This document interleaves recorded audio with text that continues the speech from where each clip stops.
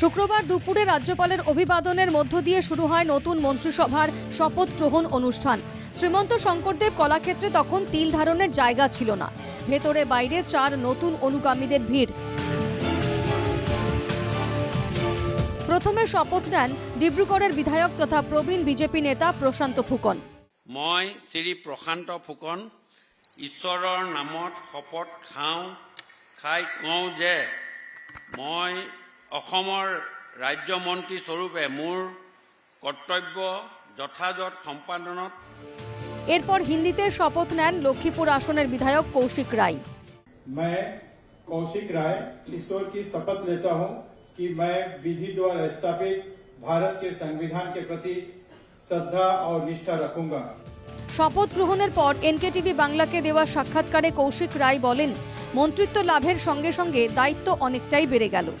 অত্যন্ত আনন্দ লাগছে, কিন্তু এটা আনন্দ যতটা এরপরে দায়িত্বটাও বেড়েছে। এই জন্য যে দায়িত্ব আসবে সেই দায়িত্বটা মুখ্যমন্ত্রী মহাশয় দিয়েছেন, সেই দায়িত্বটা যাতে ভালোভাবে করতে পারি সেই জন্য আসামের জনগণের কাছে মা কামাখ্যার কাছে প্রার্থনা করছি।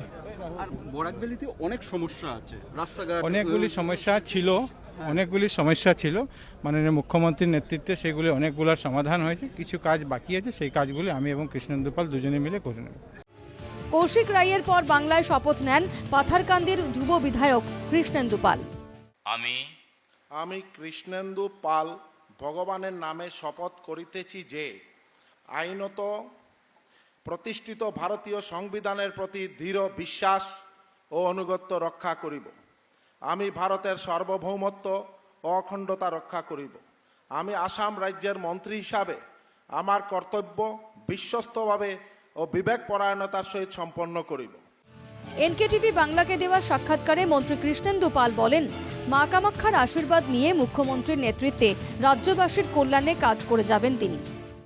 খুব আনন্দ লাগছে, আর বিশেষ করে মাননীয় মুখ্যমন্ত্রী যে উনি আমার উপর যে দায়িত্ব অর্পণ করেছেন, এটাই ভগবানের কাছে মা কামাখ্যার কাছে প্রার্থনা করছি দায়িত্ব যাতে নিষ্ঠার সহিত পালন করতে পারি।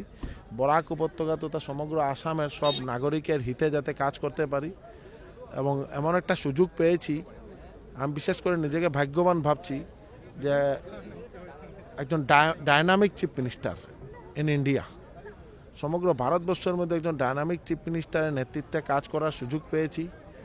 আর এই সুযোগ যাতে ভালোভাবে কাজে লাগাতে পারি, ভালোভাবে কাজ করতে পারি, ওইটাই আমি প্রচেষ্টা করব আর সবসময় মানুষের হিতে কাজ করব। সবার শেষে শপথ নেন ডুমডুমার বিধায়ক রূপেশ গোৱালা। মই ৰূপেশ গোৱালা ঈশ্বৰৰ নামত শপত খাই কওঁ যে বিধিৰ দ্বাৰা স্থাপিত ভাৰতৰ সংবিধানৰ প্ৰতি মই প্ৰকৃত বিশ্বাস আৰু আনুগত্য পোষণ কৰিম। মন্ত্রিসভার সম্প্রসারণের পর মুখ্যমন্ত্রী বলেন, বরাকে দীর্ঘদিন ধরে কোনো মন্ত্রী ছিলেন না। এই সম্প্রসারণে গতি পাবে রাজ্যের উন্নয়ন। First of all, expansion was overdue, and also in our ministry there was no representation from Barak Valley. So today we have inducted 4 ministers in our council of ministers. One post is still remain vacant. That will be filled up in days to come. There are so many development activities is going on. To supervise everything we need,